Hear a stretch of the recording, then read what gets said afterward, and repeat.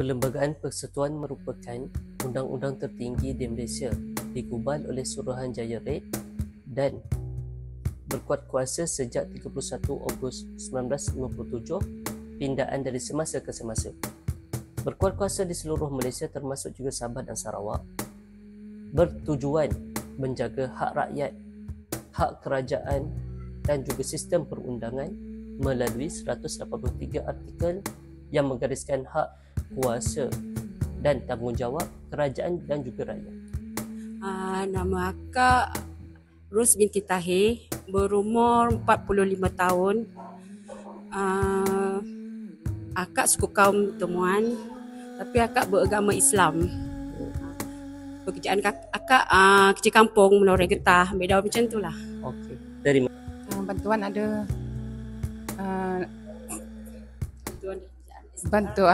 bantuan ada kerjaan STR, ada terima macam apa lagi ya?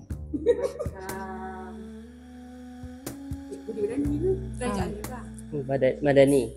Budi Madani. Budi Madani. Ada kita orang terima juga. Semua terimalah. Terima Oh.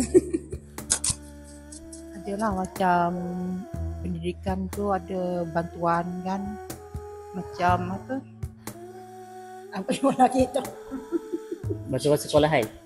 bantuan sekolah. Lepas tu macam Bantuan bulanan. ada yang separuh juga lah. Sekolah orang ada yang Ada yang dapat, ada yang tak dapat lah. ada yang dapat, ada yang tak dapat. Yang mana yang kaya sikit tak dapat. Yalah, mana yang boleh Mampu dia tak dapat. Okey. Suku kaum Temuan ni dia bebas.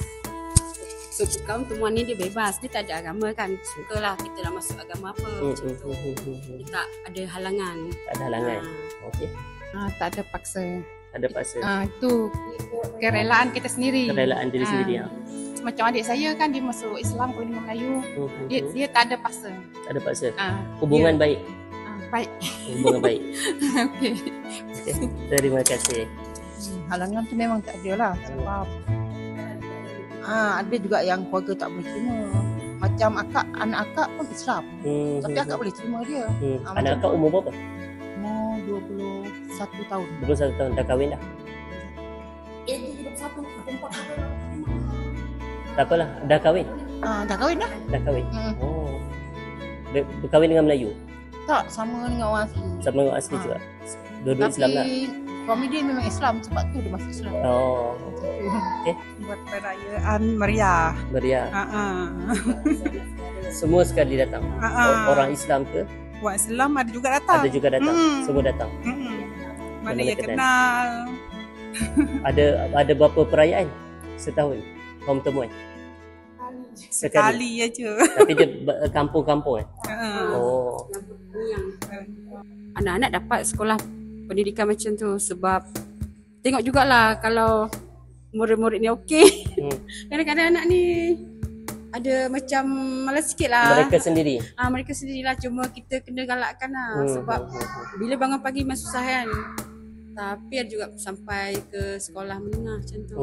Bantuan macam RMT dapat, susu, macam tu lah. Duit dapat. Yang 150 tu kan? Yang 150 dah dapat. 150 bantuan persekolahan? Bantuan sekolahan. Okay. Terima kasih. Yang anak-anak yang kecil, dia selalu tak datang sekolah lah kan. Cikgu selalu datang ke rumah. Datang ke rumah? Suruh anak-anak tu sekolah. Kadang-kadang guru besar tu tegur sekali. Guru besar betul sekali. Supaya galakan datang sekolah. Sekali. Apa anak-anak tu datang sekolah.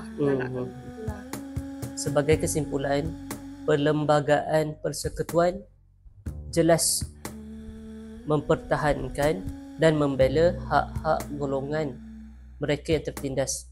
Dalam kajian kes saya, suku kaum Temuan, orang asli di Kampung Cenah, Jelebu Negeri Sembilan. Semua pihak perlu mendukung Perlembagaan Persekutuan dan masih ada ruang untuk pindaan melalui parlimen. Itu sahaja daripada saya. Terima kasih. Assalamualaikum warahmatullahi wabarakatuh.